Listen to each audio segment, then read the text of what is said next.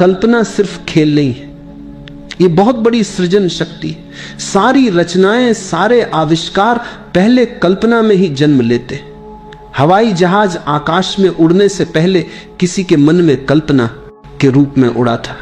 बिजली के बल्ब ने अंधकार मिटाने से पहले एडिसन की कल्पना में उजाला किया था। कविता लिखने से पहले कवि के मन में वह कल्पना के रूप में नाचती है। चित्रकार की कूची चलने से पहले चित्र उसकी आंखों के भीतर ही बन चुका होता है। यानी तुम्हारी कल्पना ही तुम्हारे यथार्थ की जननी है। लेकिन समस्या यह है कि लोग इसे समझते नहीं।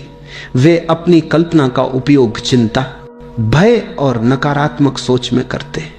कोई सोचता है कहीं असफल ना हो जाऊं, कोई सोचता है लोग क्या कहेंगे, कोई कल्पना करता है भविष्य अंधकारमय है, और फिर वे हैरान होते हैं कि जीवन कठिन क्यों है।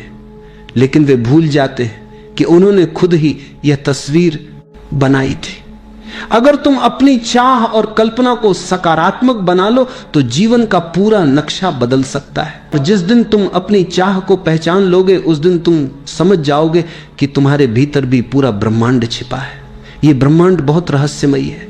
हम सोचते हैं कि हम अकेले हैं, हमारी चाह अकेली है, लेकिन सच यह है कि जैसे ही तुम्हारे भीतर कोई गहरी चाह जन्म लेती है, पूरा अस्तित्व उसे पूरा करने के लिए हरकत में आ जाता है।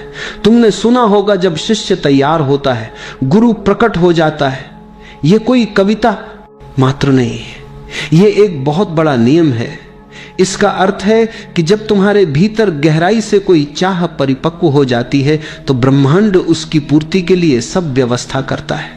तुम जिस चीज को अपनी आत्मा से चाहोगे वह धीरे धीरे तुम्हारे जीवन की ओर खींचने लगेगी। यह वैसा ही है जैसे तुम चुंबक हो। तुम्हारे विचार, तुम्हारी भावनाएं, तुम्हारी इच्छाएं, ये सब ऊर्जाएं हैं और ऊर्जा का स्वभाव है आकर्षित करना।